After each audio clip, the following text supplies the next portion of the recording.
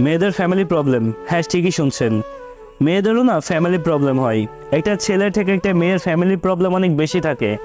দেখুন, আমাদের প্রত্যেকেরই কিন্তু পরিবার আছে, আর সেই পরিবারের ছোটোখাটো ঝামেলা সবসময় লেগেই থাকে। এটা স্বাভাবিক একটা ব্যাপার।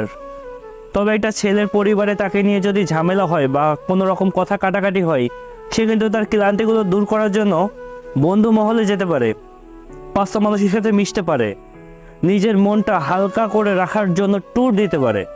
কিন্তু একটা মেয়ে, পরিবারে হাজারো ঝামেলা হোক না কেন, কোনো কারণে যদি তার মনটা খারাপ হয় অথবা কোনো কারণে যদি কথা কাটাকাটি হয় পরিবারে, যাই হোক না কেন, তাদেরকে 4 দেওয়ালের মাঝে বন্দি থাকতে হয়। সেই একই পরিচিত মুখ, নিজের মধ্যে না নিজেকে গুমড়ে গুমড়ে মারতে হয়। তারা না পারে কোনো কিছু বলতে, আর না পারে সহ্য করতে। তারা তাদের মন খারাপের গল্পগুলো তাদের প্রিয় মানুষের কাছে বলতে গেলেও না অপর পাশ থেকে উত্তর আসে, সব কিছু ঠিক হয়ে যাবে, জাস্ট একটুখানি ধৈর্য ধরো, আর আমি এখন ব্যস্ত আছি, একটু পরে ফোন দিতেছি। মেয়েরা একটুখানি বড় হতে না হতেই পরিবারের অশান্তির কারণ হয়ে দাঁড়ায়।